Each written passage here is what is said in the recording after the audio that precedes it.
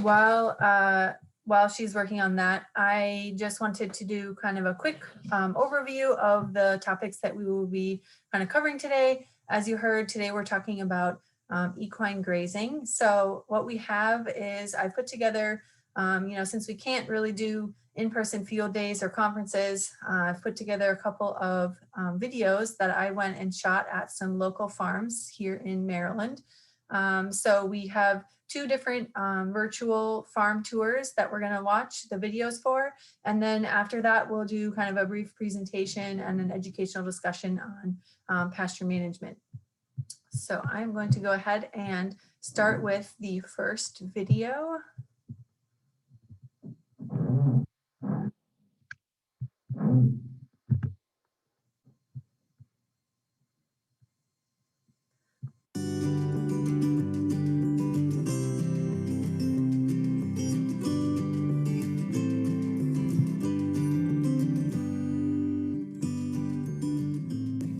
Good morning, I'm Charlie Mess, and my wife Marilyn and I are the owners of Brooke Grove Farm in Olney.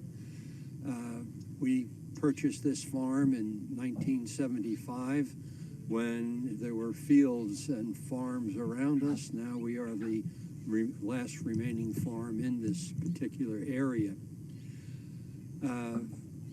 The farm is a horse farm. We have horses that are field boarded as well as stall boarded, total of 42 altogether. Pasture, we have about 85 acres of pasture, and the farm itself is 203 acres. The other being woodland, and we use a lot of that woodland for trails. We did have a harvest of the wood 3 years ago. It was a selective harvest. The farm itself, relating to the pastures, we take soil samples every 3 years to so that we are in compliance with the nutrient management. The pastures are divided. There's 3 groups of horses, and we do rotational pasturing. We do not let the grass get overgrazed, and this has been very helpful. Amanda? On a yearly basis. People are having a hard time hearing.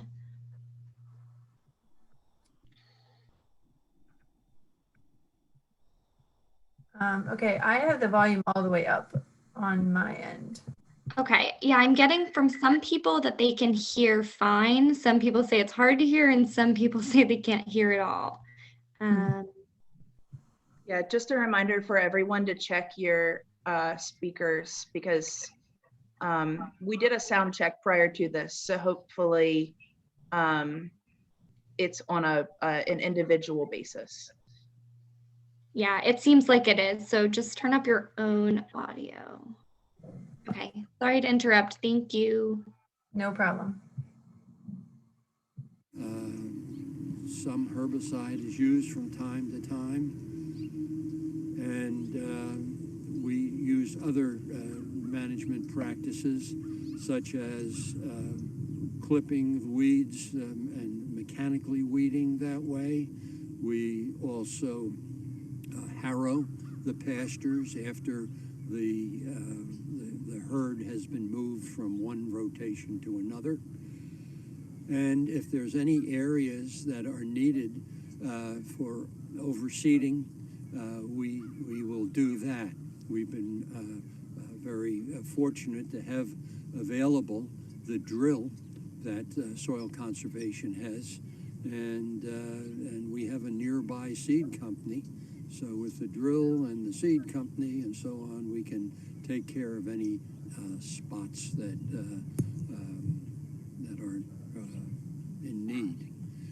So I think most people who would look at this pasture right here, this winter pasture, would say that it's in very nice shape, and it is. it's this pasture here that we're in, this field, is used for both grazing and for taking hay. We hay generally once a year. That's all we have to.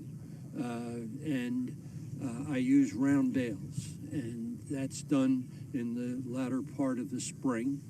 And then the area will turn this over to rotational grazing.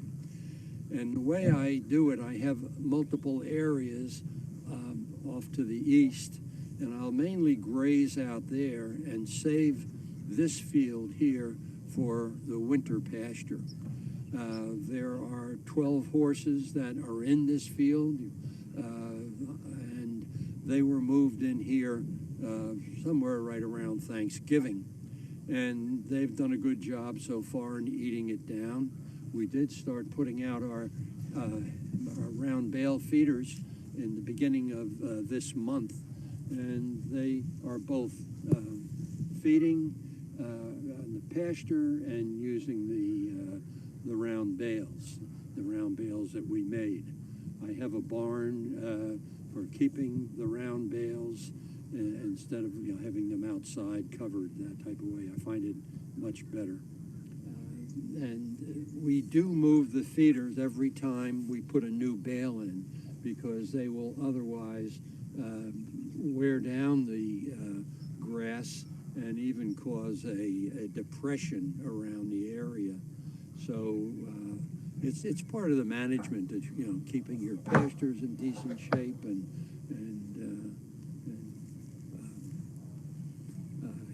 allowing the horses to eat on good ground, and it works. It just works.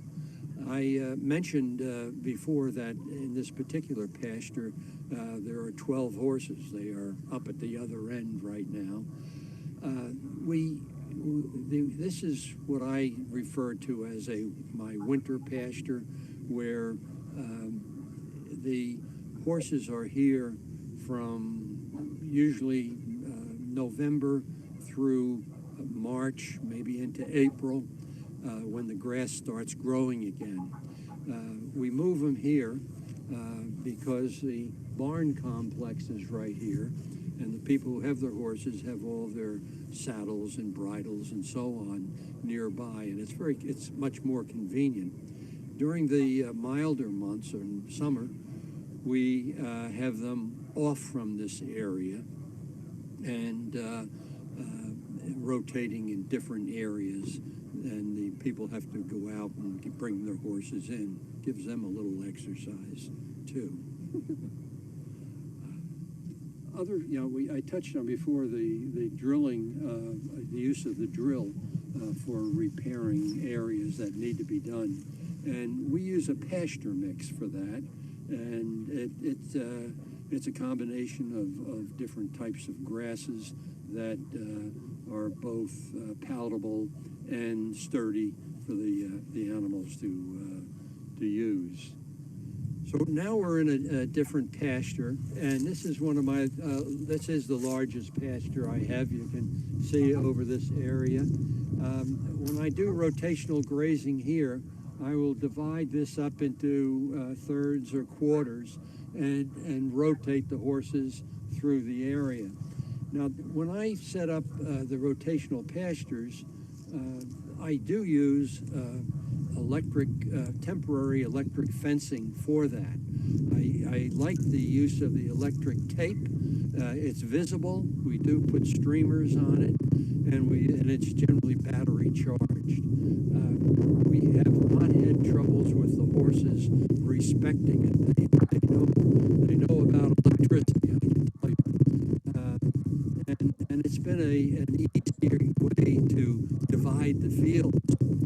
You look at the fields here down, and there's a shed down here, a run-in shed, and all my fields have that also. So if the horses need to get out of the weather, whether it be the cold of winter, heat in the summer, shade they want, they have the availability of that.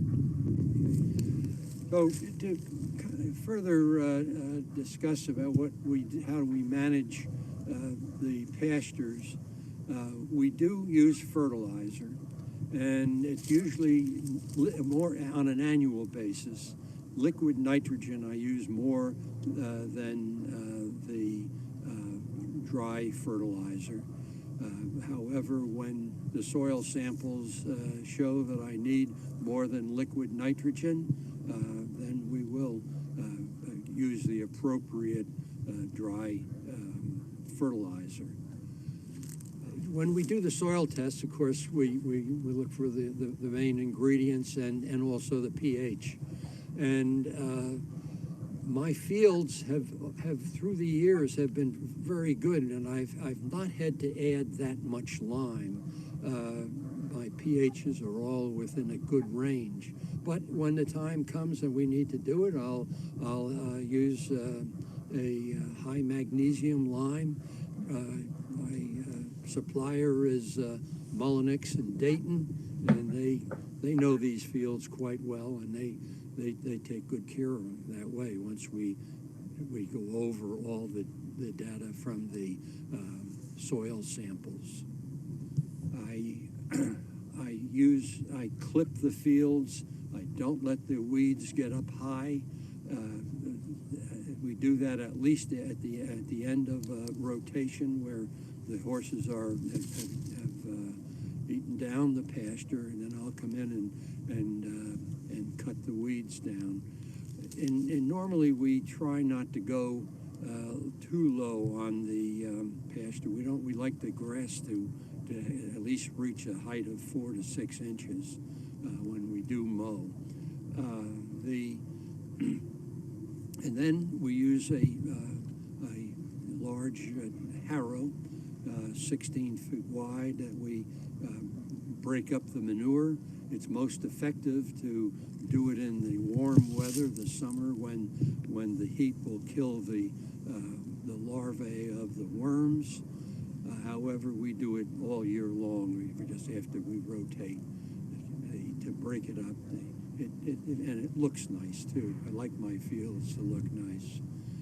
We talked about the fertilizing, but also the herbicides that are used, and I do rely on what the weeds are growing, and I had mentioned before the Mullinix people and soil conservation people on what to use, and generally we have been using 2,4-D and Banville on the pastures for the broadleaf control. And we the pastures are good. They're not perfect. We have horse nettle in there, which seems to be a thing that always comes back, but we're able to keep a lid on it, so to speak. A lot of the other things are easily controlled. So a little bit about the horses, how we manage them. We try to keep things on a low key. We have the two groups of horses, basically the field horses, which are out all day. They can get into a run-in shed, but they are out 24/7. The stall-boarded horses are out in the colder months. We have them out in the day and in at night, and in the warm months we have them reversed, where they're not out in the heat of day, but they are out from the late afternoon through the following morning. And so we do that. We do change that rotation for the horses that are in the stalls. As you see right here, this is the compost pad.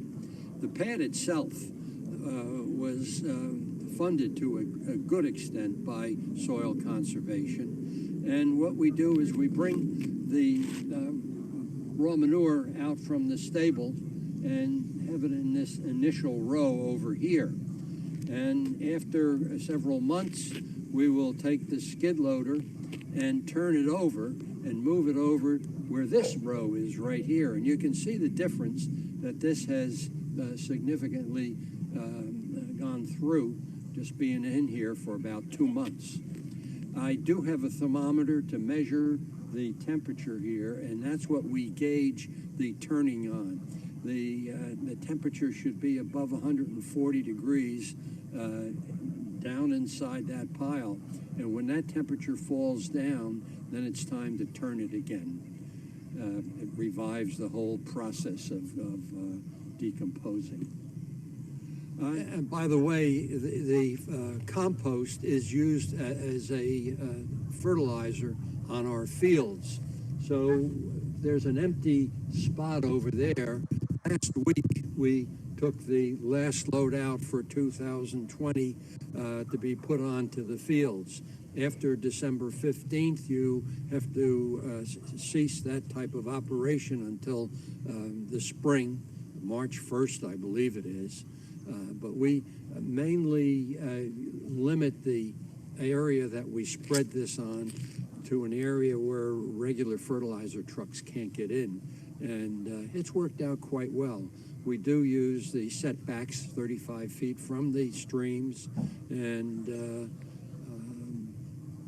the process has been good. It's a lot better than the old way when we just took raw manure and spread it, and you would be spreading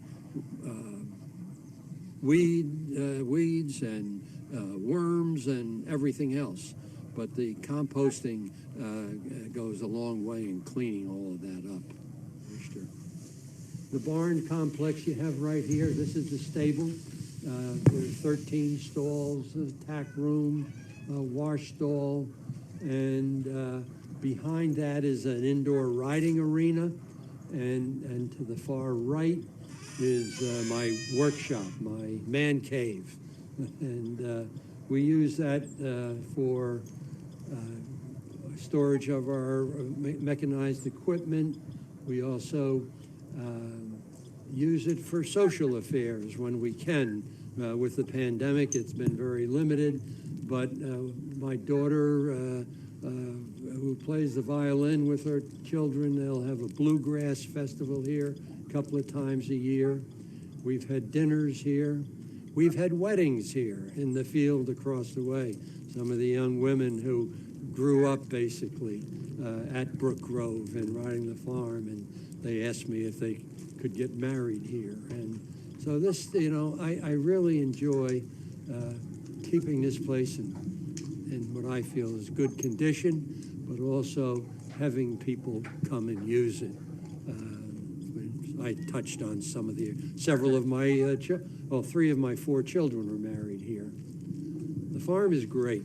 It just, to me, it's always giving. It's always the pleasure of being here, pleasure of meeting the people, interacting, riding.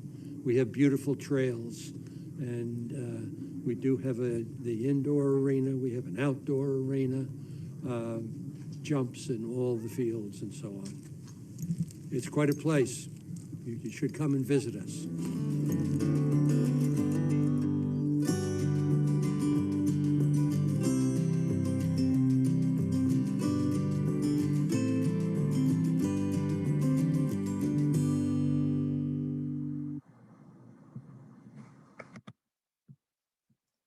All right, so that video was of Brooke Grove Farm, as you saw, which is a horse farm in Central Maryland. I did forget to mention that both of these farm visits were filmed around the very end of November / beginning of December. So not the best time of year to be filming a pasture management segment, but I think there was still a lot of valuable information.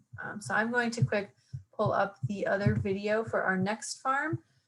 This farm is also a farm in Central Maryland. This is Persimmon Tree Farm. Oops. And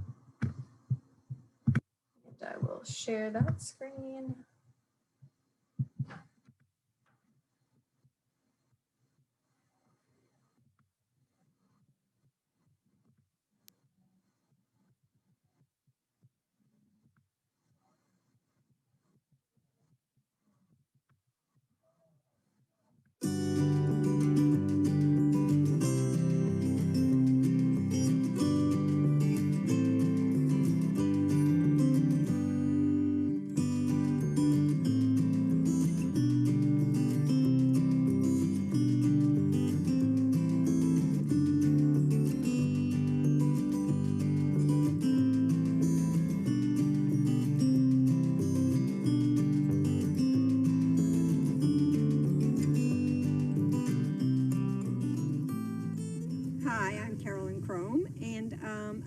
a boarding show facility in Carroll County in Westminster.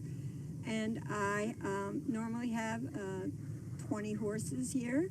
I have saved them for a little more, but I don't like to keep too many. I like to have a little spare. And I am a person that is really interested in having good pastures because I like turning my horses out. And so the good pasture not only gives them lots of exercise and something to do, but it also cuts down on my maintenance, cuts down on bedding and the amount of hay I have to feed if I have good pastures. So I feel that pastures are very important. So I try to take good care of my pastures here. I try not to overstock them. I have about 40 acres of pasture. So I keep some horses single on pastures, some doubles, and every once in a while I have 3 horses out on my pastures. They run everywhere from 1 acre to 4 acres. So I have big ones and small ones. Not real small, obviously. I try to maintain them by keeping them well mowed. So that's something that keeps me from having to use a lot of herbicides and weed treatments. I try to keep them healthy in that I keep them drugged. So I have a big 12-foot drag chain harrow, and I run it around my pastures probably once a month, maybe in the summertime, not quite as often when there's lots of grass. But once I get into the fall, I try to keep those pastures clean of manure piles. So the manure gets spread around and it incorporates into the soil a lot faster. This is just a little different area of my farm, and this shows quite a few paddocks that come together. I really try to not have to use herbicides on my pastures, so I want to keep them fairly weed-free, so I do mow them pretty often, and that really helps that particular weed problem that lots of people have in their pastures. And after a few years of being really good at it, you get rid of quite a few of your weeds. I also follow the manure management program, and so every 3 years I run through all these fields and I do soil samples and send them in, and they give me the analysis of what I do have in my soil and what I don't have. And usually it comes back that I need lime, so every couple of years I apply lime to all these pastures. I have someone that comes in and lines them for me, and it really makes a big difference. I usually do it during the winter, so it's a good time because we use like not dry lime. It breaks down quicker in the winter, freezing and thawing, so it gets into your soil a little faster. Let's see my other management. I also feel that my pasture should be really safe, so I'm a big safety person. I don't like my horses getting hurt. So I have electric fence on all my fields. I might not have it entirely around, but on the traffic-y areas where horses graduate, I try to have electric wire there so they're not chewing on my fences, getting in trouble with my fences.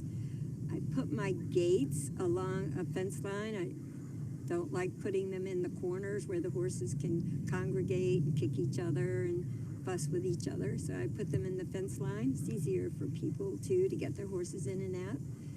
My waterers, which I have several fields that have automatic waterers, but most of my 14 paddocks have just trough waterers. All the fields have frost-free spigots, and they also have electric outlets, so I can put heaters in the winter. I like putting the waterers not in the corner again because I don't like getting groups of horses again fighting over the water, so they're along in the fence line. To keep my gates from getting really deep and muddy, I put stone dust at all the gates, and sometimes I even put stone dust around where my waterers are because that is a high traffic area and you get lots of mud and it's really hard to get your pastures reseeded when you have a lot of mud. So this is a little different area of my farm. So I have some parts of the farm that I don't have in pasture, and a lot of it is in something called conservation, and it's in what we call warm season grasses, which is a clump forming grass, which is really good for wildlife, and it's really good for your soil. And I have 40 acres in that, and I have some other parts of my farm that I have in pollinator habitat. There's a strip in between these two pastures where we have a whole long line of different kinds of flowering plants and some grasses. We just cut that in the spring, and it comes back every year. It hasn't been too difficult to maintain. Also, I leave some little wood lines in a couple of my pastures. So once again, I have little habitat for birds and whatever likes to live on my farm. All the manure that's deposited in my barn that we muck out every day, we store in this manure storage, and we have it hauled off the farm. So there's a good thing that we don't have to spread this on the pastures. We still have plenty of manure deposited on the pastures. We have this hauled off, and it takes about a month to fill this up, and it gets hauled out of here once a month. So you can see it's just been cleaned out. It's makes my manure management process a lot simpler because I don't have to account for all the manure that's spread on my fields, which is more complicated than I want to deal with. This is just a little view of some of the conservation practices I have on the farm. These are warm season grasses. This is a little bit what they look like in the winter. And we have to maintain them, which is fairly simple. They don't have to be fertilized or any of that. They can't be grazed at this point, and not making hay out of this. So I have to mow it every year, and if I choose to burn it, I have burned it. This field was burned last year, so we will be mowing it this year. And you just mow it in the late winter before nesting season, and it comes back every year. This prep program right here has been in 15 years, and it has some wildflowers in it, but it's mostly warm season grasses, and they get quite tall, and they're great habitat for wildlife.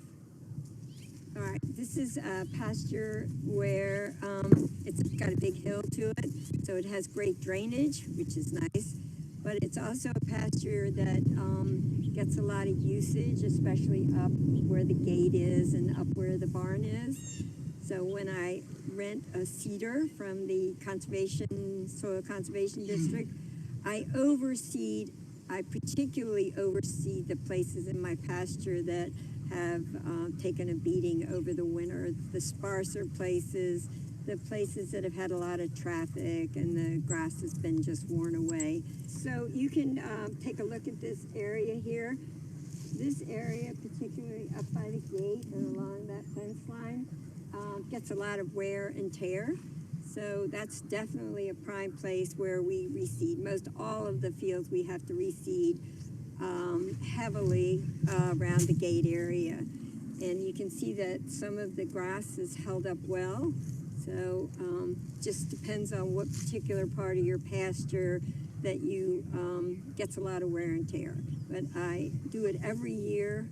I use regular pasture mix, and I mix with it something called Max Q, which is a short Kentucky fescue. It really takes hold when you plant it. You can see it coming up in the little rows from the cedar, and it stays, and I'm really happy with that. I also don't keep horses out of my pasture 24 hours a day. These horses are all on a schedule. In summer, they go out at night, so they go out at 4, and they come in at 6. And this is the winter, so we're on in during the night and out during the day. They go out around 6, and they come in between 3 and 4 o'clock in the afternoon. So these pastures don't have horses on them 24/7. A lot of people don't have that luxury, but you have to maintain your pastures, because if you let them get down, then it's really hard to get a good base in them. This pasture gets more traffic than most. It's a smaller one, and so we feed hay in here to try to give it a little break. And we also are careful about not putting too many horses in there. So you can see the grass in there is very short. They've grazed it down. Some of the grasses are not that edible, and they don't really graze on it, even though you think you have pasture, it's not that edible. They really like some grasses better than others. So you have to be thinking about that and not just looking at your pasture and say, oh, it looks really green, it must be really nutritious. That's not really always the case. Pastures basically are not free. They require maintenance, and so maintaining them is pretty constant. You can't just let them go and get really in bad shape and then have to just empty them totally of horses and leave them for time for your grass to grow. It's better to try to keep up with it all the time.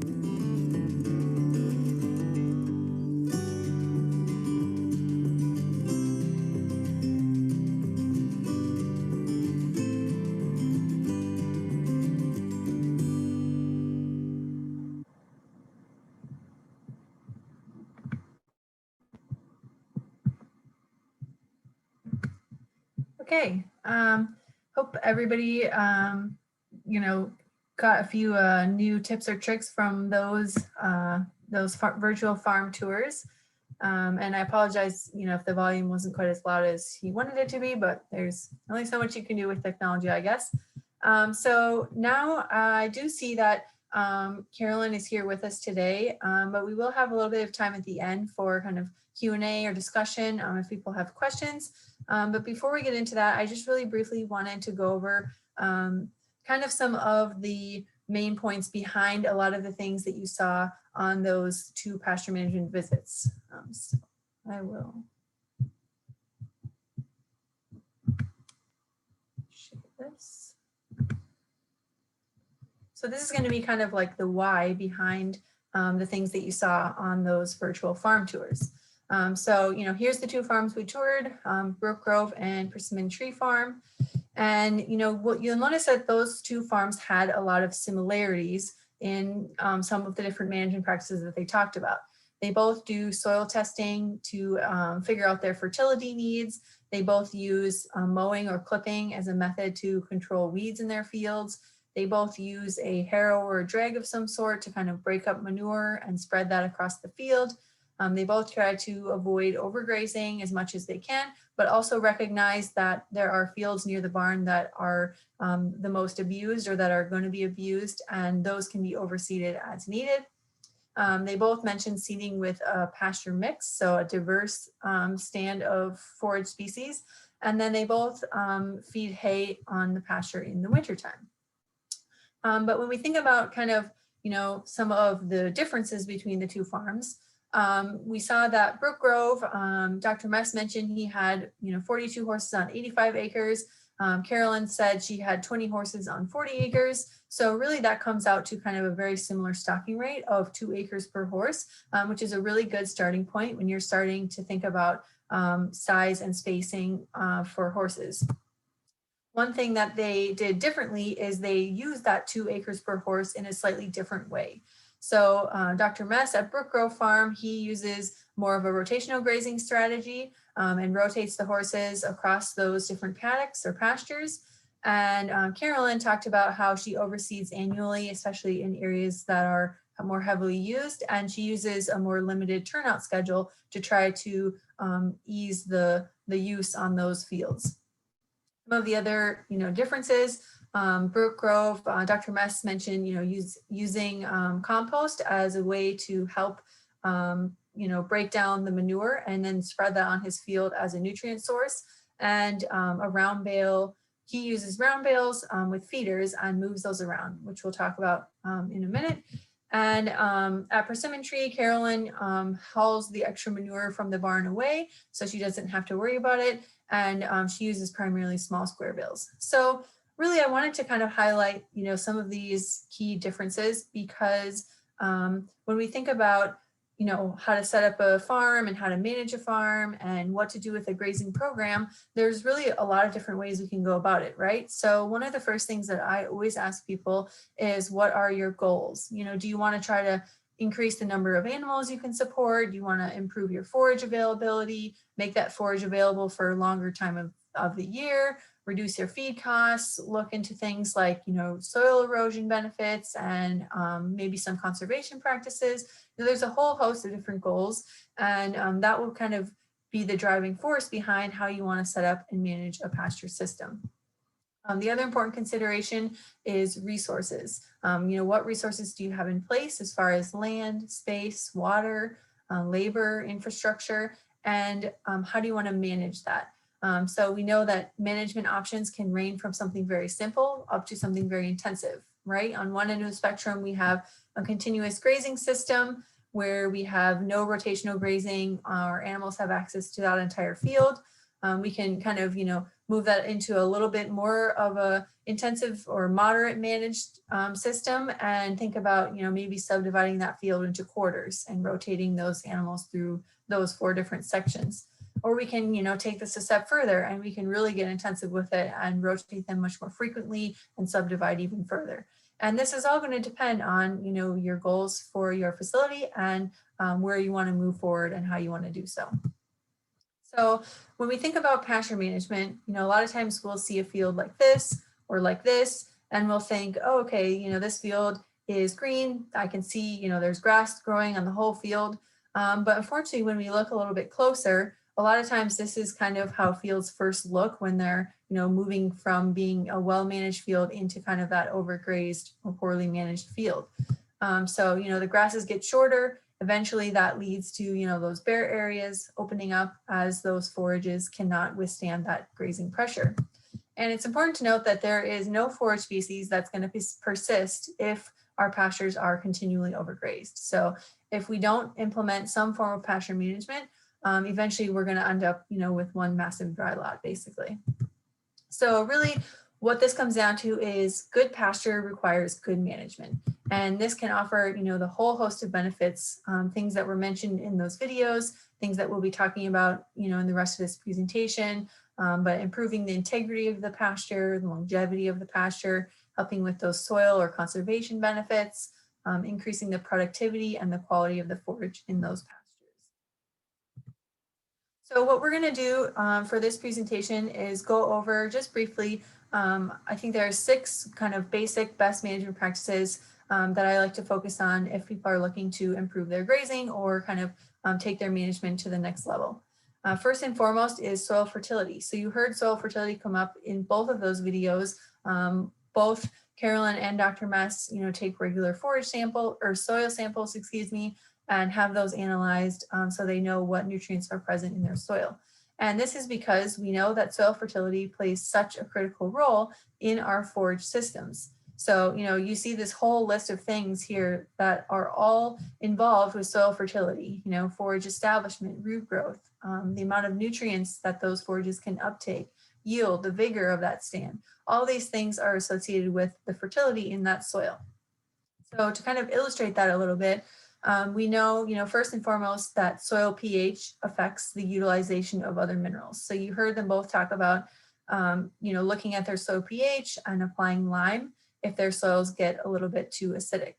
And the reason this is under an acidic condition, we have a reduced availability of some of those key essential nutrients, things like phosphorus, calcium, magnesium. Those all become less available to the plant as our soil gets more acidic or as our pH gets lower. At the same time, some of the nutrients that we might not necessarily want to be more available, things like iron or copper, they become more available as our soil gets more acidic. And that's where we can get, increased potential for toxicity or higher concentrations in our forages. So really for most of our forages, the optimum pH kind of falls between that 6 to 7 range. The other thing to think about with soil fertility is it doesn't, the pH doesn't only affect, just the availability of those nutrients, but it also has an effect on root growth and root development in a plant. So in a more acidic soil, those roots are not as able to extract nutrients from the water and from the soil.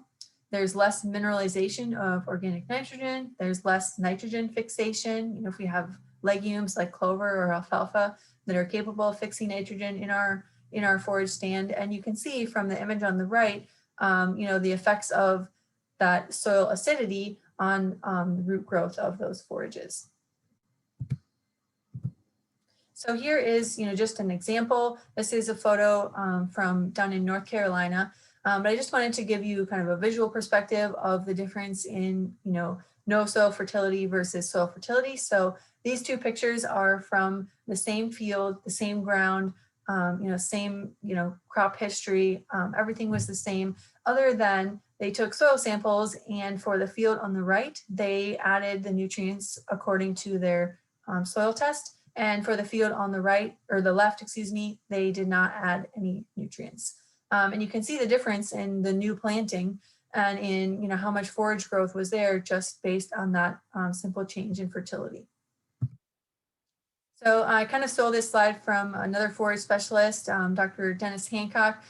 He used to say, the most common cause of poor establishment is soil pH and or fertility is too low. Most common cause of poor forage persistence is soil pH and or fertility is too low. And the most common cause of things like poor drought tolerance are soil pH and or fertility is too low. So really that's always the first thing to check. We want to have, good, balanced, healthy soil to have that optimum, establishment, production, and persistence of our pastures and our forages over time. One other thing before we kind of move off of fertility is kind of thinking a little bit about the nutrient cycle. So we know, in the soil, we have this cycle of nutrients that's happening. We have things coming into that cycle and things leaving that cycle.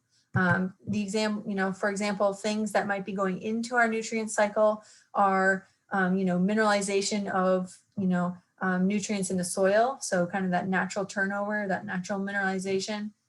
Fertilizer that we may be adding, manure that we may either be adding or may be deposited from our livestock. Feed or minerals that are fed on a pasture can provide a source of nutrients, nitrogen fixation by legumes.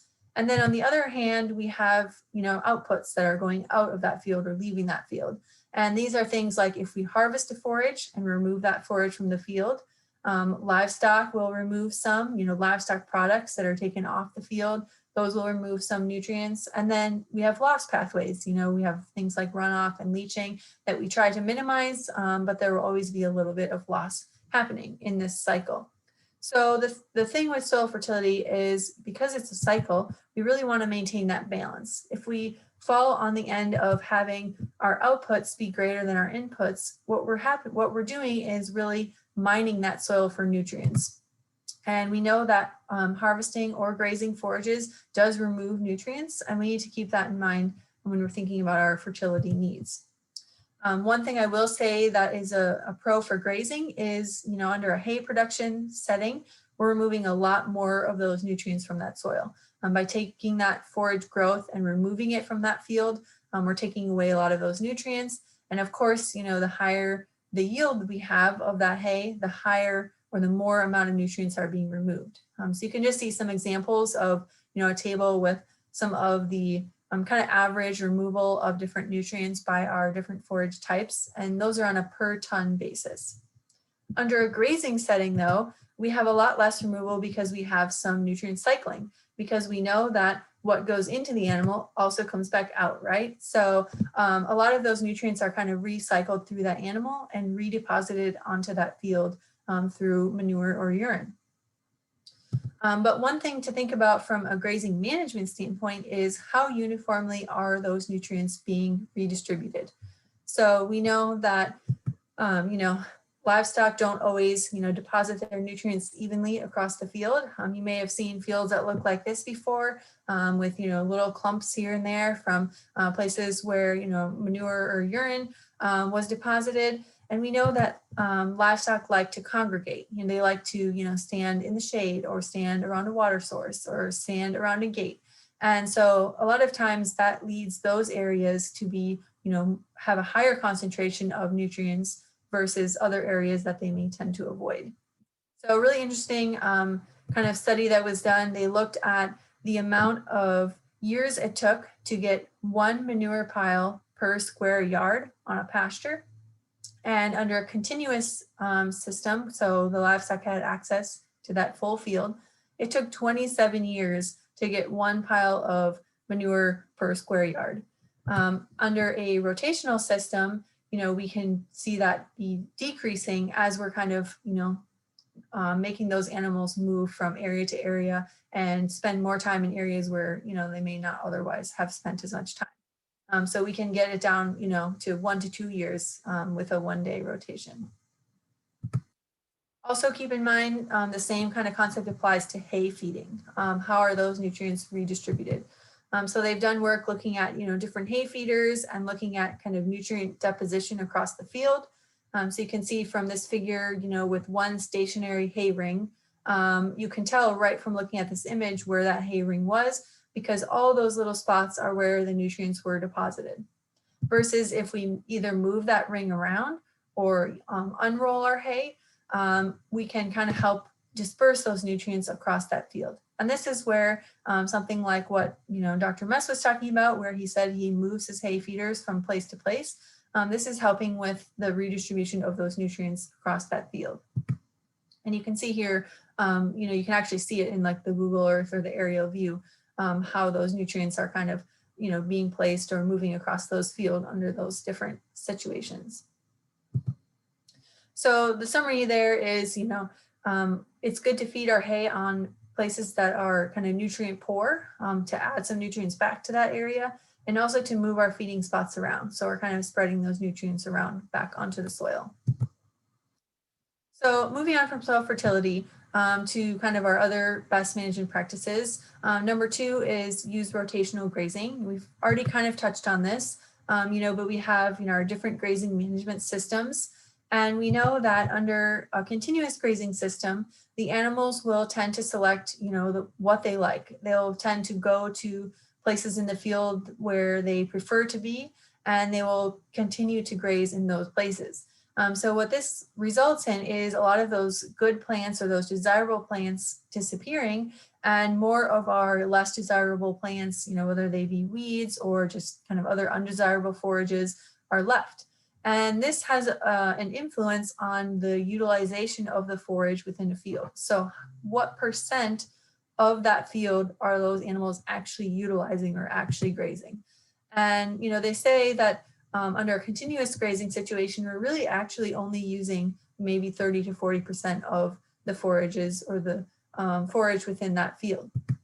If we switch from that to a rotational system, whether it be simple or more intensive, again, that kind of depends on management preferences. But what we're doing by switching is controlling the time that those animals spend in one given area and allowing the other areas time for recovery, allowing for kind of more even grazing throughout the field, and again, distributing those nutrients more evenly back across the field. And by doing that, we're increasing our utilization. We're increasing the amount of forage we're able to use from that field. So people always ask, if I'm going to start rotational grazing, how do I know when to rotate? Well, we know that with forages, we have this yield and quality trade-off, right? So as forages grow and get more mature, they have an increase in their forage yield, but the forage quality is declining. So we have this inverse relationship between yield and forage quality. And really we try to think that the best time to graze is usually kind of where we can find a happy medium, where we can balance having, good forage quality, but also having good forage yield. As far as what that means in terms of, an actual plant height, that will depend a little bit on what types of forages you have growing in your field.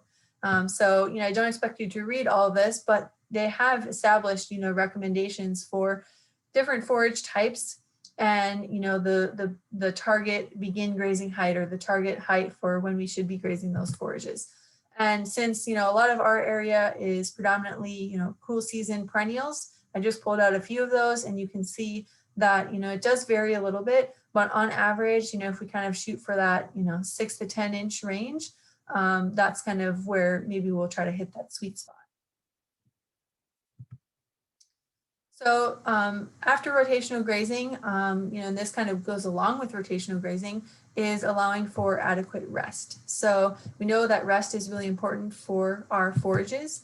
In a continuously grazed pasture, most of those plants are going to be grazed every 2 to 7 days. So again, those livestock are going to go back and repeatedly consume that same plant.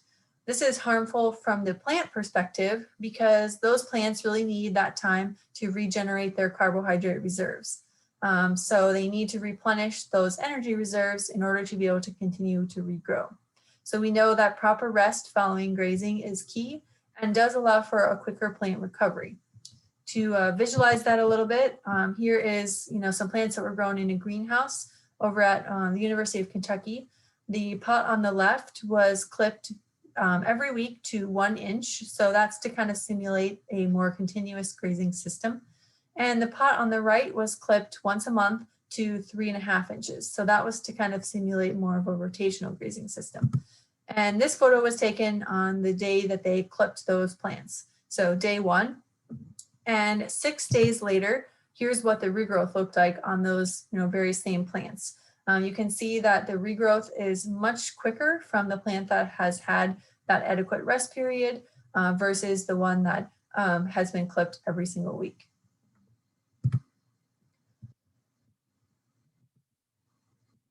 So along the same lines, allowing for adequate rest also kind of helps what's going on below the surface. So we know that in addition to, hampering the growth above the soil surface, repeated grazing is also shortening the growth of the roots below the surface. And this is leading to, things like less tolerance to drought, less nutrient uptake, just an overall, less persistent plant. So that rest is really important, also for the roots of that plant to allow them to regenerate and redevelop. And we know that, healthy roots will make those plants more able to handle weather extremes or injury. And they will also help contribute to more of the natural turnover of a healthy root system, which helps, do things like build soil organic matter. So again, you can see in the image, the plant on the left was cut down to a 2-inch grazing height every week versus in the middle every 2 weeks versus on the right every 4 weeks. And that extended rest period for that plant on the right allows it not only to have more robust growth above the soil surface, but also more robust root growth below the soil surface. So how do we accomplish this? Well, that's where the rotational grazing comes in. That allows us to provide time for those different paddocks to be rested in between grazings. And, if you don't have enough space or, the paddocks haven't been able to be rested for long enough and you are in need of somewhere to put your animals, that's oftentimes where people use something like a sacrifice area that they can put the horses into when, the pastures are still requiring some time to regrow. And, the length of that rest period is going to depend a lot on, a whole bunch of factors like, what kind of forages you have growing, how healthy your forage stand is, the weather, the time of year, all of those things play a role in that. So number 4 is to keep our pastures vegetative. We know that forage maturity plays such an important role in forage quality. So again, those vegetative, more leafy forages are going to be higher in quality, and those mature or more stemmy forages are going to be a little bit higher in fiber. So, that might look a little something like what you see on the left for a more vegetative versus what you see on the right for a more mature forage. And this is important not only because we want to provide our animals with, good quality forage, but also because we know that animals and in particular horses are very preferential. And this often results in a lot of variability throughout the field. So you may see fields like what you see in the photo there, where there's areas where they've grazed, everything down to the dirt, and there's areas where they've left, grass that's really tall. And So one of the strategies that we can use to kind of help minimize this and help keep those pastures in a more vegetative state is using something like mowing or clipping to kind of keep those grasses in a vegetative state. You heard, both of the farm visits that we saw today, they both talked about using mowing or clipping to help keep those forages nice and vegetative, and then also for the added benefit of helping with weed control. So number 5 is to maximize our green leaves. And you may kind of wonder, okay, what does that really mean? Well, if we think about what does a plant need to grow, we know that plants are basically converting, sunlight or energy from the sun into, glucose and oxygen and, things that plant can use to grow. So if we think about it in this perspective, those plants are kind of acting like miniature solar panels, right? They're capturing that, energy from the sun, and they're turning it into a usable form of energy for the plant. And if we think about them as solar panels, we can also think, where does that energy for regrowth come from, after a grazing bout? Well, that energy for regrowth can come from the remaining leaf area on that plant. So, we said those leaves are able to photosynthesize, but only, green or growing leaves can actually carry out that photosynthesis process, which means that, a picture like what you see on the bottom image has a much higher photosynthetic rate than what you see in the top image. So the more leaf area that's remaining in those plants, the more they're able to photosynthesize and regain their energy quicker. The other area that energy can come from a plant is stored carbohydrates. So for most of our cool season grasses, they store their energy reserves in the stem base. So, the lower 3 to 4 inches of that plant. And this can serve as, another source of energy for that plant. And they can use it when they need to, regrow after a grazing bout.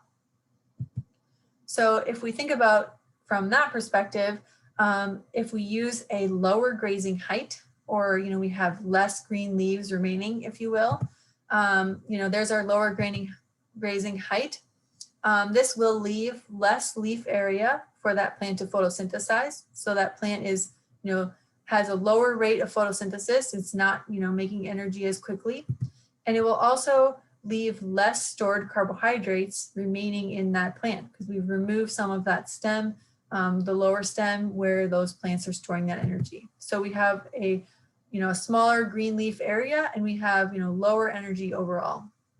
With a slightly higher grazing height, we can kind of reverse that a little bit. So we have more leaf area for photosynthesis to occur, and we have more stored carbohydrates remaining. So kind of maximizing, the energy capability of that plant and making that plant much more tolerant to, different pressures that it may, see, like drought or, things like that. So having this, keeping this kind of grazing height in mind, we can kind of also, again, look at it from the below ground perspective. So we know that as we remove more and more of that top growth, not only are we depleting that energy, but we're also stopping the roots from continuing their growth cycle. So the more leaf area that we remove from the top, the more we stop the roots from continuing to grow down below. So in order to keep those, roots healthy and growing, we want to leave, roughly 50% of that top growth to keep those roots happy and growing. And again, those, shallower or less extensive root systems will make that plant more vulnerable to things like heat, drought, insect, or disease stress. So finally, if we kind of compile all of that into one thing, and we look at the effect of residual height, or you could say, grazing height in this instance, on the growth rate of that plant. They did some research, and they have shown the red solid line that you see is kind of the daily growth rate. So the amount of pounds per acre per day that plant is putting out, or that plant is growing. So you can see that when we cut those forages at a 2-inch height, the growth rate of that plant as a response to that is a lot lower. If we cut or graze them at a slightly higher height, the growth rate or response is a lot higher. And this comes down to a difference of, let's see, 3 weeks, roughly, that it took those two different grazing heights to grow back to 1 ton. So the moral of the story is, if we leave a little bit of extra forage in that field, we're going to regrow faster because we've saved a little bit of that energy. So this is where a lot of those sayings come from that you may hear, grass grows grass, take half, leave half. It really is kind of getting down to this fundamental that if we leave a little bit more in the field, we're going to kind of gain the benefits on the backside. And this will also affect the persistence of those forages over time. So, this is cutting height, but you could just as easily, swap out for grazing height. This was orchard grass in particular. They looked at the persistence of that forage over time at different cutting heights or, different grazing heights, if you will. And you can see that when we used a slightly higher grazing or cutting height, we had a much greater persistence in years down the road.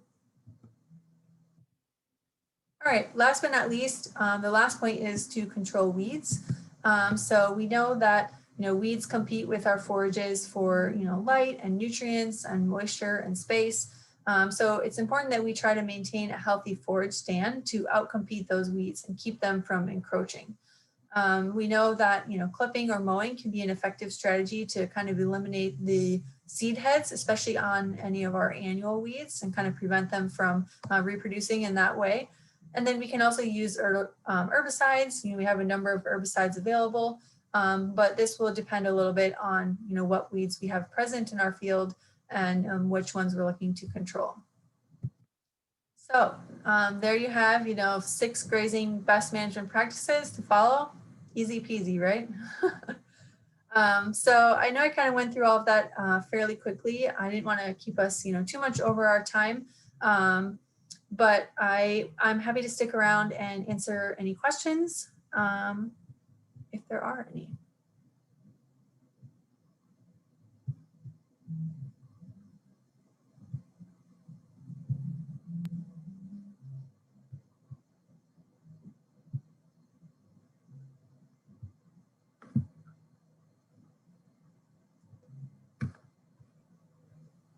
Amanda, I don't think that participants can verbally say what their questions are. So if you have a question for Amanda, also Caroline is with us.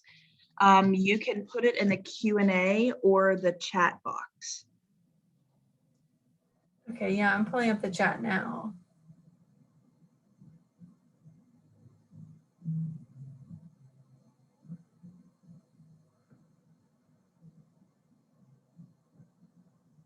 Any news on Proclova approval at the EPA? Yeah, so that's a really good question. For people who might not be familiar with what Proclova is, there's a new herbicide that's going through the EPA approval process right now. And the goal or the point of that herbicide is to kill or get rid of broadleaf weeds, but maintain clover. So traditionally, any of the broadleaf weed herbicides that we use, like the ones Dr. Mess mentioned, 2,4-D and dicamba, those will kill broadleaf weeds, but they will also kill the clover in a stand. So there's a new herbicide called Proclova that's supposed to help with that by maintaining the white clover. And they had an update at the American Forage and Grassland Council meeting, which was back in January. And basically, the news was that Proclova, the approval from EPA has been delayed because of coronavirus and the pandemic and all of that kind of stuff. So they're looking to, I think, either late 2021 or early 2022 before that's actually going to get approved. So we'll have to wait just a little bit longer on that one. I saw that question on here, and I actually sent a text to one of the field scientists with their range and pasture division, and he said that as of right now, it's not going to happen in 2021. So at the earliest, early 2022. Okay, good to know. Thanks.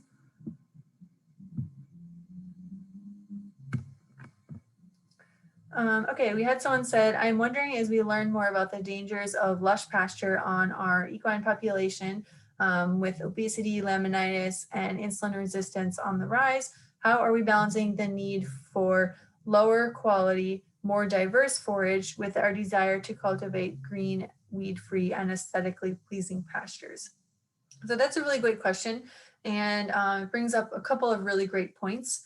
One of which is it's really important to know your horses and what types of horses you have on your facility, because if you do have horses that fall into that population of laminitic, insulin resistant, metabolic syndrome type horses, that's where kind of the need to look into more of that comes up. If you don't, then you don't have to worry about that quite as much. So when it comes to those types of horses, there's a number of different kind of management strategies that you can implement to try to help with that.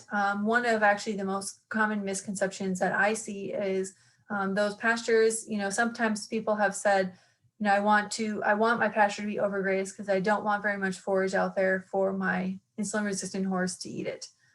When actually, those tiny little baby leaves that are growing out of the ground that horse is continuously nibbling, over and over again, those have a really high non-structural carbohydrate or sugar concentration, and that can be really detrimental. So actually going through, and using good management and maintaining a stand that's healthy can be helpful with that. As far as the diverse forage, I think that your point brings up a lot of weight. There is, I think, more and more people who are becoming more interested and realizing the benefits of having a diverse forage stand. You heard both of the farm visits today, they said that they planted a pasture mix. So people are looking more and more into doing kind of those mixtures and kind of incorporating diversity into their stand that way.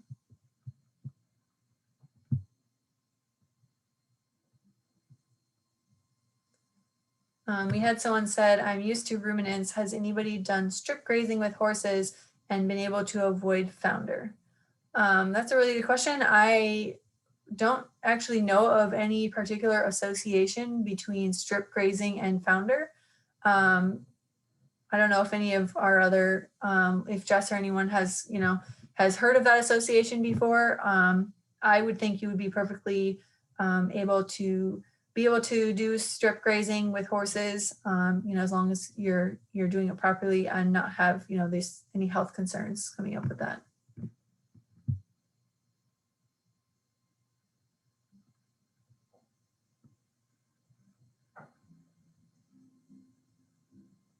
We have some really hard to answer questions like how many horse farms in Maryland are using rotational grazing.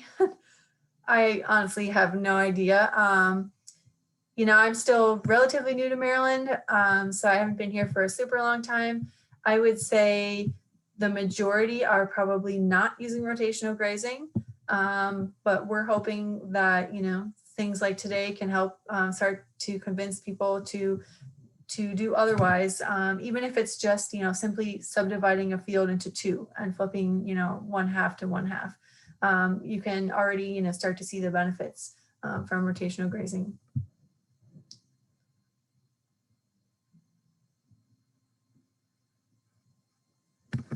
We had someone ask about paddock sizing for horses. They said for cattle, it's based on the amount of forage needed to meet nutritional needs. For groups of horses, what size do you recommend so horses don't blow through fences? Also, do you recommend use of temporary fencing? So I have actually used temporary fencing with horses quite a bit. When I was a graduate student, we used temporary electric netting. It's kind of like the ones that you see for sheep and goats, but the hole sizes were a little bit bigger and it was a little bit taller. But we used that electric netting for all of our research pastures because we were constantly moving horses to different research plots to graze different things. and, grazing, one rep at a time, all those different kinds of things. So we use temporary fencing a lot. It was sometimes a little bit of a pain if it would get tangled around itself. But as long as, the fencing was hooked up to the electricity, we really had no issues with the horses going through that temporary fencing. That probably depends a little bit on your horse. I'm sure there are some horses out there that will blow through anything temporary as much as possible. So keep that in mind. And again, that you kind of have to, tailor some of these things to your individual farm and what's going on with that. As far as pasture sizing, again, that also kind of depends on your horses. If you have a group of horses that can get along relatively well with each other, you'll be okay doing a slightly smaller area versus if you have, horses that are going to, start to fight or kick or hurt each other. If they get into a little bit closer proximity, then you're going to have to go into, a little bit of a larger area. But I think in general, a lot of people who size paddocks for horses make them, really large, and we probably could pare down on our paddock sizing.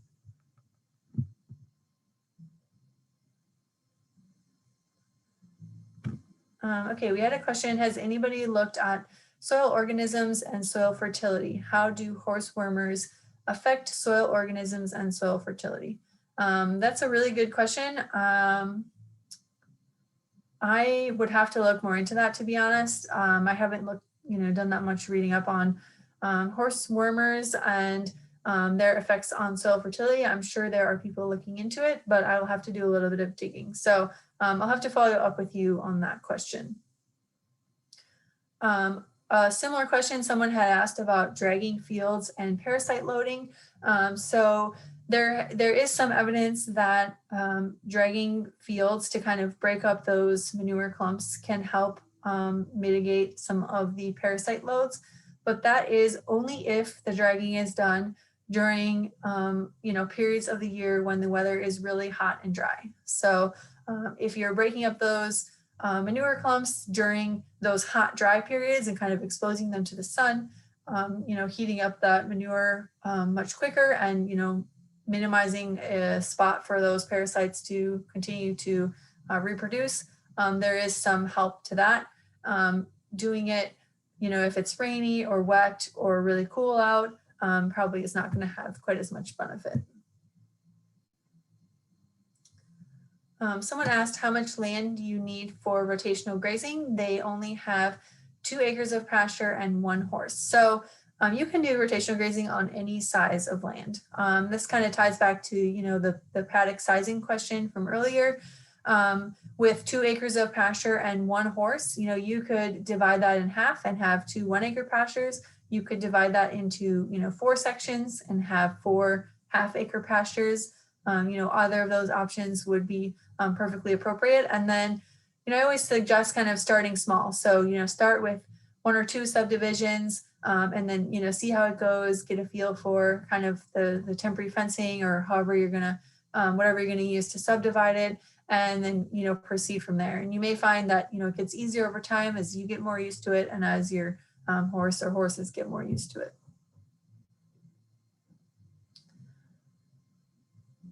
Okay, we have another question. I just bought my first little horse farm in Southern Maryland. What advice might you have for someone just getting started to start getting the pastures into shape? There were horses here previously, and I don't think much pasture management was employed. Who might I reach out to for guidance? Okay, you're in Southern Maryland. There are a few of our, county extension agents in Southern Maryland that I can put you in touch with if you want someone to actually come out and take a look at your fields. There are people who, are in extension who are happy to come out and take a look at things and, have a look around, see if, see what's kind of suggestions that they can give you. Otherwise, I would suggest you start kind of doing things like, what you are today, joining for this kind of conversations, seeing what other people are doing, seeing what is suggested as, good management strategies. There's, online resources. If you look on the University of Maryland Equine Extension webpage. They have a whole host of resources. They have videos on their YouTube channel, and kind of start digging around and looking in that way. But if you shoot me an email, I can put you in touch with the agents in Southern Maryland if you're interested in having someone come out and take a look at it.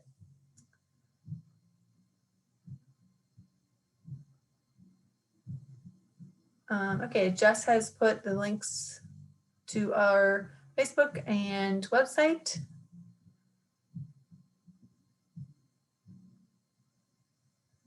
And I see Jessica said that would be super helpful. Yeah, shoot me an email and I'll connect you with them. Hi, Amanda.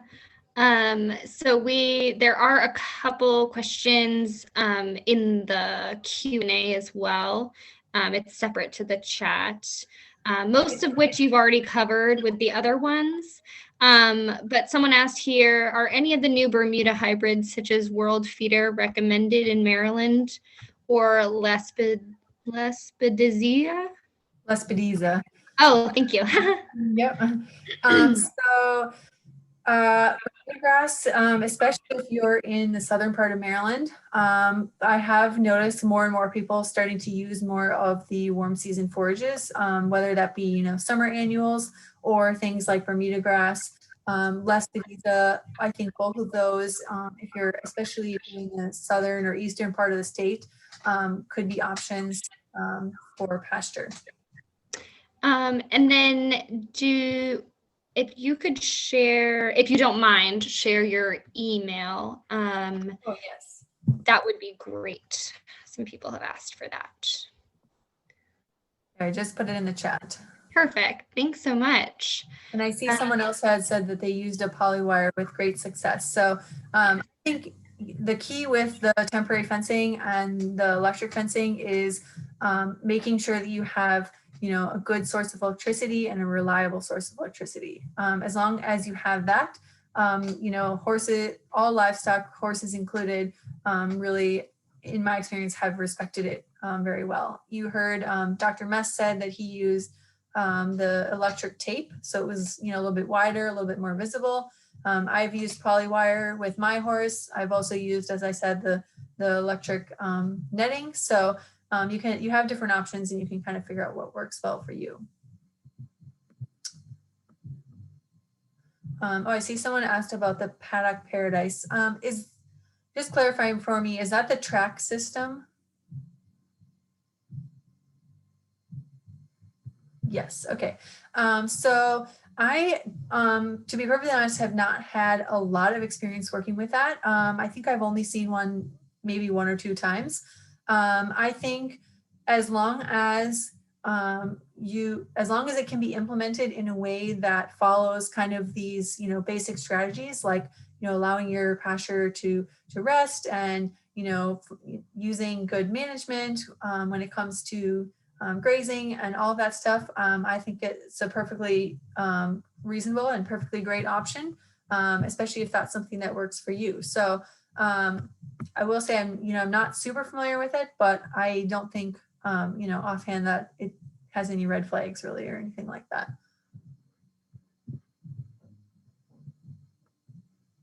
Any tips for when overgrazing is unavoidable? 2 horses on 4 acres, but 3 acres are wooded and thus not available as a grass pasture. Yeah, so that's really hard. When you have a really high stocking rate per acre, that's really the hardest type of situation to manage.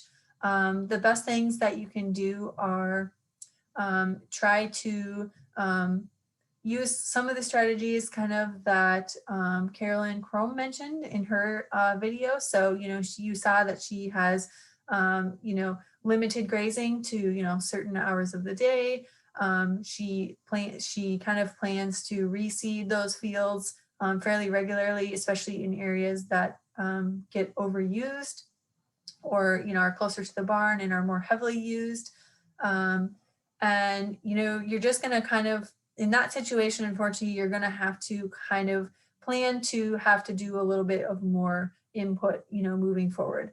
There's really only so much you can do when you're really limited on land capacity. That being said, I would definitely also, if you aren't already, try to do, some sort of kind of rotational grazing if you have enough space to do so. Even just, dividing the current area in half and, flipping from half to half, you're already, basically doubling the amount of rest that pasture is going to get on one side versus the other. And you may find that starts to increase your productivity, and then you may want to add, a third split in there, and assuming your horses get along. So yeah, it's very tricky when you're really short on land, but trying to follow kind of some of those practices that we talked about today, and then just knowing that, kind of setting that forage up for the best that you can. So, making sure your fertility is good, planning on doing a little bit of overseeding when it's needed. Those kinds of things can help that a little bit.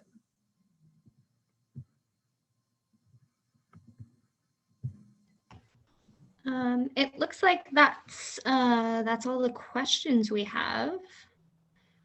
Unless there's anything last minute, we really appreciate you taking the time, Amanda.